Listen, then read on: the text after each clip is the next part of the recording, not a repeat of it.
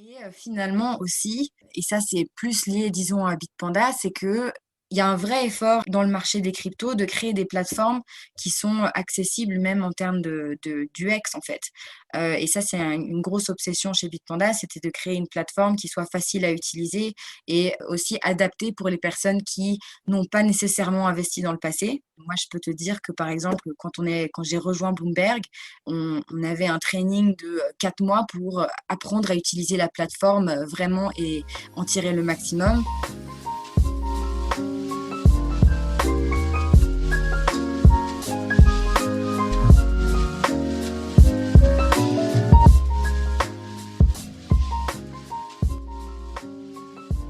Eh bien, bonjour et bienvenue à tous dans ce nouvel épisode des podcasts signés Cryptosphère. Dans notre émission, on donne la parole à divers acteurs de la communauté francophone blockchain et crypto. Et aujourd'hui, j'ai le plaisir d'avoir en face de moi la directrice France de Bitpanda. Giulia Mazzolini, bonjour. Bonjour Sébastien. Peux-tu nous parler un petit peu de ton parcours et nous raconter comment es-tu arrivée dans l'univers des cryptos? Je m'appelle Giulia Mazzolini, je suis la directrice de Bitpanda France. Avant d'être chez Bitpanda, je travaillais chez Bloomberg en fait à Londres. Je couvrais déjà les territoires français, mais le QG de Bloomberg était à Londres. Donc j'étais plutôt dans la finance traditionnelle, mais déjà dans l'environnement fintech. Ensuite, après Bloomberg, j'ai rejoint un accélérateur de start-up en France où en fait on aidait principalement les start-up à lever leur série A, donc le deuxième round d'investissement. Et ensuite, je me suis dit, allez, c'est à mon tour. Donc, j'ai rencontré Bitpanda par ce process-là. Ils allaient à l'époque lancer la France. Donc, on a lancé la France l'année dernière. Et c'était évidemment une opportunité que je ne pouvais pas rater. Et les crypto-monnaies, c'était pas exactement ce que je faisais avant, mais c'était déjà un sujet qui était, à titre personnel, disons, déjà très intéressant pour moi. Donc, j'étais très contente de rejoindre une belle start-up, maintenant scale-up, Bitpanda. Donc, tu es passé par la finance traditionnelle et tu es maintenant dans les cryptos. Pour toi, quelles sont les similarités et différences qui t'ont marqué entre ces deux milieux? Ouais, c'est une bonne question. Il y a plusieurs similarités évidentes qui sont le fait c'est une façon de faire grandir ses propres capitaux. Après, je trouve qu'il y a quand même beaucoup de différences. La première et la principale, je pense que c'est vraiment l'accessibilité en fait.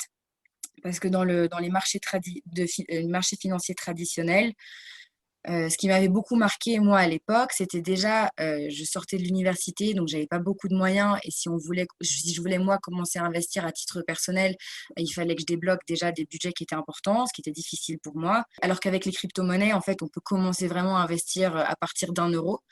Donc, il y a cet aspect-là. Il y a le fait que la finance traditionnelle, elle soit assez restrictive, c'est-à-dire que les marchés financiers ferment à partir d'une certaine heure, ils sont pas ouverts les week-ends, alors qu'avec les cryptos, on peut vraiment trader 24 heures sur 24. Et finalement aussi, et ça c'est plus lié, disons, à Bitpanda, c'est que il y a un vrai effort, je pense, dans le marché des cryptos, de créer des plateformes qui sont accessibles même en termes d'UX, en fait. Et ça, c'est une grosse obsession chez Bitpanda, c'était de créer une plateforme qui soit facile à utiliser et aussi adaptée pour les personnes qui n'ont pas nécessairement investi dans le passé. Moi, je peux te dire que, par exemple, quand j'ai rejoint Bloomberg, on avait un training de 4 mois pour apprendre à utiliser la plateforme vraiment et en tirer le maximum. 4 mois, c'est long quand même de training en interne. Donc, imagine si c'est quelqu'un de l'extérieur qui n'a pas ce training-là, c'est quand même compliqué. Alors qu'avec une plateforme comme Bitpanda, l'idée, c'est vraiment d'arriver sur la plateforme. Et si tu n'as jamais investi avant, que ce soit dans les cryptos ou autres, tu sais exactement ce qu'il faut faire. Voilà, même si la technologie est compliquée, les outils sont de plus en plus accessibles, disons, en termes d'UX. Donc voilà, c'est le fait que les cryptos, c'est quand même beaucoup plus accessible en termes de budget, en termes de timing, disons, on peut investir quand on veut et on a des outils qui sont quand même adaptés pour tout le monde. Ouais, c'est vraiment ouvert à tous, c'est ça qui est vraiment chouette dans les cryptos. Ouais. Euh, Peux-tu nous présenter Bitpanda et quels services proposez-vous actuellement à votre clientèle? Yes, donc Bitpanda, c'est une fintech basée à Vienne. On a trois fondeurs qui avaient vraiment cette vision de vouloir rendre l'investissement accessible à tous.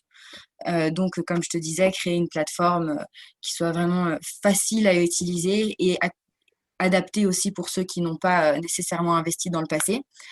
On est principalement un courtier pour les cryptos. Donc, l'utilisateur va arriver et acheter directement ou vendre directement à Bitpanda des actifs numériques. On a aujourd'hui plus de 50 types de cryptos qui sont disponibles sur la plateforme, mais on n'est pas que des cryptos. La vision, c'est de devenir une plateforme d'investissement qui propose différents types d'actifs. Donc, on a ajouté les métaux précieux l'année dernière. Donc, on peut investir dans l'or, argent, platine et palladium, pareil à partir d'1 euro, donc c'est tokenisé. Et le gros projet pour cette année, c'est d'ajouter aussi des actions numériques, possibilité d'investir dans des fractions d'actions. Et on est vraiment en full expansion. Donc, depuis 2014, aujourd'hui, on est plus de 300 employés. On a 2 millions d'utilisateurs à travers l'Europe et on a lancé la France donc l'été dernier. Ça se passe vraiment très très bien en France depuis qu'on est implanté là-bas. Donc ça, c'est principalement pour la partie courtier. On a aussi un exchange donc ça, qui s'appelle Bitpanda Pro.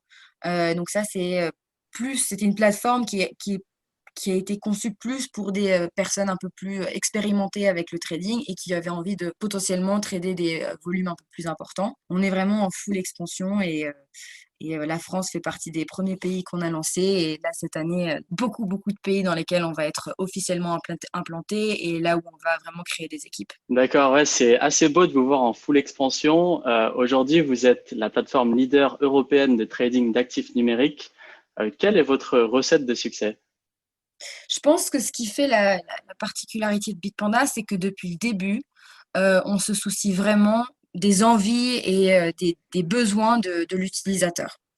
Donc, on s'est dit depuis le début, c'est notre obsession, c'est comment est-ce qu'on peut rendre l'expérience du client meilleure. On travaille de tous les jours pour améliorer la plateforme en soi, pour qu'elle soit facile à utiliser, pour que tout se passe fluidement, qu'il n'y ait pas nécessairement de questions. On a aussi un produit qui s'appelle Bitpanda Academy, qui est essentiellement un blog qui permet aux personnes qui ont envie qui ont envie de s'instruire sur le sujet des cryptos, de lire différents sujets sur l'industrie. Et en plus donc ça c'est pour la partie, disons, UX et éducation sur l'industrie, mais aussi une des grosses obsessions chez Bitpanda, c'est la sécurité et le fait de vouloir être conforme avec les régulations locales.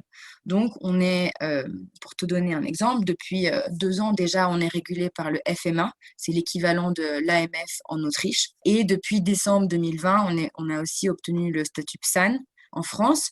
Donc, on est régulé déjà par 2 autorités européennes. On met vraiment énormément d'efforts dans faire en sorte que les fonds de nos utilisateurs sont vraiment safe. Le succès, c'est vraiment comment est-ce qu'on fait pour rendre la plateforme le mieux possible pour l'utilisateur et à la fois de faire en sorte que tout se passe de manière la plus safe possible. Wow, c'est une super nouveauté que tu es en train de nous annoncer là maintenant tout de suite. Justement, concernant la tokenisation d'actions numériques, comment ça marche et quelle est son utilité?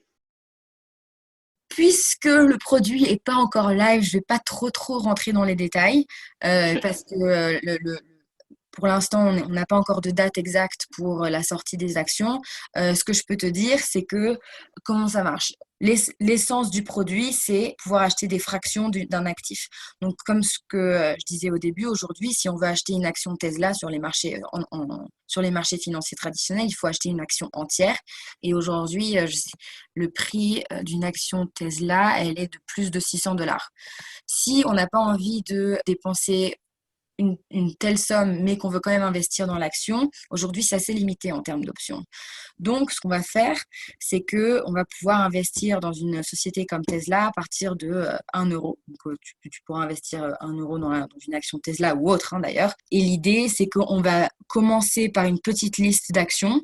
Donc, je pense que ce sera une 50aine d'actions qui vont être disponibles sur la plateforme et petit à petit, au fil des mois, grandir cette liste pour arriver à une offre qui soit vraiment attractive pour les investisseurs. D'accord. Pour rester dans ce thème des nouveautés, vous avez récemment sorti une carte de paiement Bitpanda. J'aimerais savoir s'il y a une différence entre la Panda Card et la carte d'une banque traditionnelle. Ça, c'est mon produit préféré, la carte Bitpanda. Tout d'abord, c'est une carte débit. Donc, c'est pas une carte prépayée. C'est une carte qui est directement liée à ton portefeuille Bitpanda. Donc pour l'utiliser, il faut que tu aies un compte Bitpanda et que tu aies déposé une petite somme d'euros. Et ensuite, tu peux, en plus de ça, dépenser n'importe quel actif que tu as sur ton portefeuille. Donc c'est ça la grosse différence avec une carte bancaire, c'est qu'avec la carte Bitpanda, tu as non seulement la possibilité de dépenser les euros que tu déposes sur ton portefeuille Bitpanda, mais tu peux décider de dépenser directement n'importe quel actif. Donc si un jour tu veux aller acheter ton Starbucks avec des bitcoins, tu peux le faire. Si tu veux renouveler ton abonnement Netflix avec de l'Ether, tu peux le faire. Si tu veux acheter un billet d'avion avec de l'or, tu peux le faire. Donc c'est vraiment un moyen génial pour avoir accès à tous les actifs dans lesquels tu as investi et pouvoir concrètement les utiliser en fait. Et moi, je trouve ça génial. Et franchement, je ne sais pas si tu l'as déjà commandé. En plus, elle a un design qui est assez cool, je trouve. En plus de ça, puisque c'est des cryptos, c'est un marché qui est ouvert 24 heures sur 24. Donc, tu as accès à tes actifs vraiment quand tu veux. Pour répondre à ta question, j'ai commandé la carte il y a quelques jours. J'ai totalement craqué pour le design. Je te rejoins carrément sur l'idée que c'est hyper pratique d'avoir une carte avec laquelle tu puisses dépenser tes cryptos, que ce soit au supermarché, à Starbucks ou pour renouveler ton abonnement Netflix. Toujours pour rester dans le thème des cartes de paiement, Crypto.com, Binance ont également sorti une carte de paiement. Est-ce que proposer des services similaires aux banques est un pas en avant vers l'adoption de masse? Je pense que certainement en un sens, parce que cette question de l'adoption de masse, on me la pose souvent. Je pense qu'il y a plusieurs choses qui sont nécessaires pour arriver à cette adoption de masse. Et une de ces conditions-là, à mon avis, c'est de pouvoir utiliser concrètement dans la vie de tous les jours ces actifs qui sont relativement nouveaux sur les marchés. Et donc, avoir des produits comme la carte Bitpanda qui te permet d'utiliser tes actifs concrètement dans la vie de tous les jours, c'est sûr que ça va accélérer, en tout cas, ça va nous faire accélérer vers une adoption de masse. Alors, toujours sur le sujet d'adoption massive, selon toi, il faudra combien de temps avant de parvenir justement à cette adoption de masse des crypto-monnaies? C'est très difficile à quantifier, disons. Déjà, je trouve que depuis cette année, on a vraiment vu un intérêt qui a vraiment grandi pour les crypto-monnaies.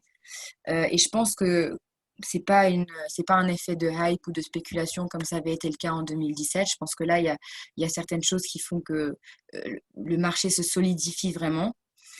Pour arriver à cette adoption de masse, à mon avis, il y a trois conditions qui sont en train de se mettre en place.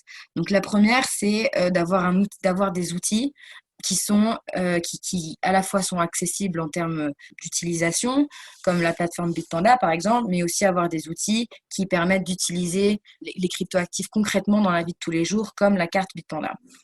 Deuxièmement, je pense que pour que le marché des cryptos se solidifie réellement, ou le marché d'ailleurs, n'importe quel marché, il faut il faut que les investisseurs institutionnels s'y lancent aussi. Et c'est vraiment ce qu'on a vu cette année, depuis la mi-2020, et ça continue. On a de plus en plus en fait d'investisseurs institutionnels qui se lancent dans le marché des cryptos. Et ce que ça veut dire, c'est que généralement les investisseurs institutionnels, ils vont avoir une vision long terme et ils vont avoir des positions qui vont déjà être plus importantes, mais aussi sur le long terme, ce qui veut dire que dès qu'il y a par exemple une baisse de prix, ou en 2017, on avait vu dès qu'il y avait une petite baisse de prix, tous les investisseurs retail, ils se sont mis à vendre de manière folle et très rapidement. Aujourd'hui, on a des investisseurs qui vont maintenir leur position. Donc ça va permettre au marché des cryptos en général de se solidifier. Et troisièmement, il y a aussi l'aspect de la régulation qui est aussi en train de se mettre en place. Donc je pense que pour que les nouveaux arrivants sur le marché des cryptos soient rassurés, je pense qu'il faut aussi qu'il y ait un cadre réglementaire qui soit mis en place. Et on voit qu'en France, pour le coup, au devant de la scène, parce qu'on fait partie des quelques pays européens qui ont vraiment fait l'effort de mettre en place une régulation. Et je pense que ce cadre-là rassure beaucoup les nouveaux arrivants et vont faire en sorte que le marché se solidifie et, avec un peu de chance, que cette adoption de masse arrive rapidement. D'accord. Et quel rôle est-ce que vous jouez en tant que plateforme dans l'adoption de masse? Déjà on offre un outil. On offre plusieurs outils qui permettent à la fois de rentrer dans le marché des cryptos facilement, donc avec une plateforme qui est accessible, avec des frais qui sont vraiment pas élevés et un UX qui soit intuitif. On offre des produits comme la carte Bitpanda qui permettent de concrètement utiliser ces actifs. On a aussi le fait qu'on soit régulé en Autriche et en France. Ça veut aussi dire que notre outil, il est supervisé par des autorités locales qui font que, à mon avis, ça rassure beaucoup les nouveaux arrivants. Et finalement, on essaye, disons, d'évangéliser le plus possible sur le marché des cryptos. Et pour ça, c'est le service produit dont je te parlais tout à l'heure, qui s'appelle Bitpanda Academy, où on essaye d'expliquer les différents enjeux, les différents acteurs, les choses auxquelles il faut faire attention. Donc voilà, vraiment, on essaye d'éduquer le plus possible sur ce marché qui est à la fin assez intellectuellement, qui est très sophistiqué en réalité. Je suis totalement d'accord avec toi pour le fait que les cryptos, c'est très sophistiqué. Ouais. C'est vrai qu'il faut passer pas mal de temps à faire ses propres recherches. On aura l'occasion d'y revenir après.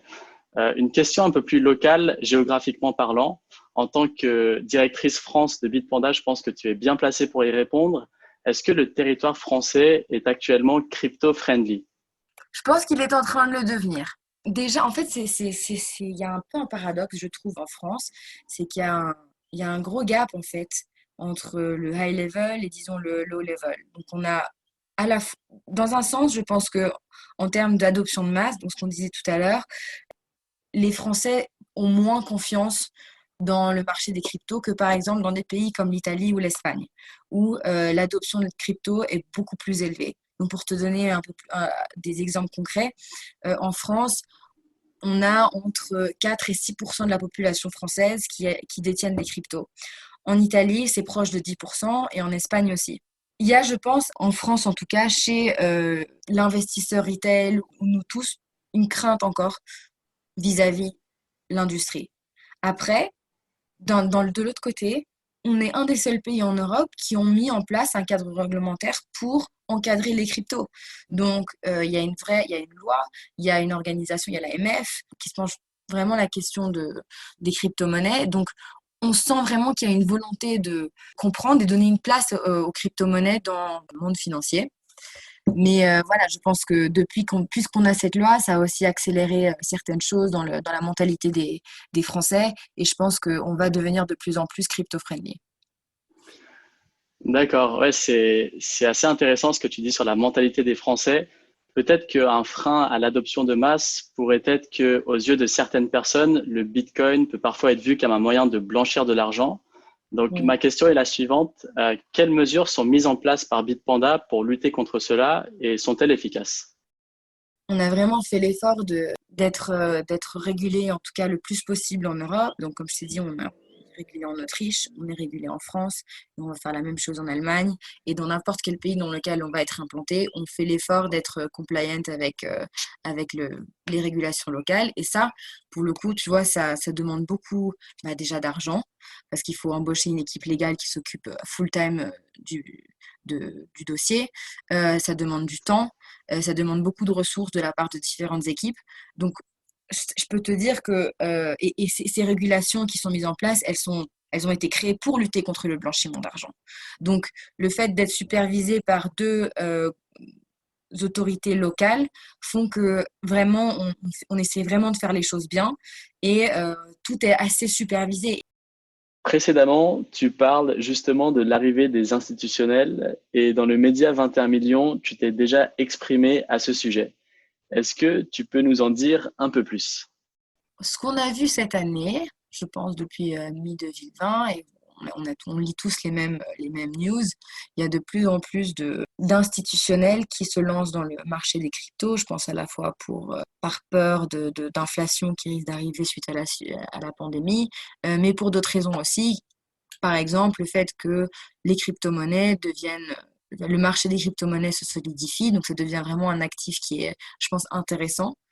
Et on a vu donc cette année que ce soit Tesla, que ce soit MicroStrategy, Square, toutes ces grosses entreprises américaines qui ont décidé d'alloquer une partie de leur trésorerie en crypto. Et je pense que ça, c'est ultra positif parce que, comme je disais tout à l'heure, ça permet de solidifier le marché des crypto-monnaies.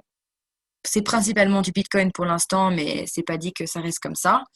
Et je pense que même en France, tu vois, depuis le début de l'année, on a principalement des PME, mais des institutionnels qui s'intéressent de plus en plus à la crypto-monnaie. Et je pense que on va avoir de plus en plus d'acteurs qui vont faire une petite allocation de leur trésorerie dans que ce soit le Bitcoin ou autre. Ça serait intéressant de voir de plus en plus d'institutionnels français investir parce que c'est Ah vrai que oui. jusque-là, on a beaucoup entendu parler d'institutionnels américains comme Tesla, MicroStrategy, etc. Donc, ça serait vraiment intéressant de les voir arriver dans le monde des crypto-monnaies.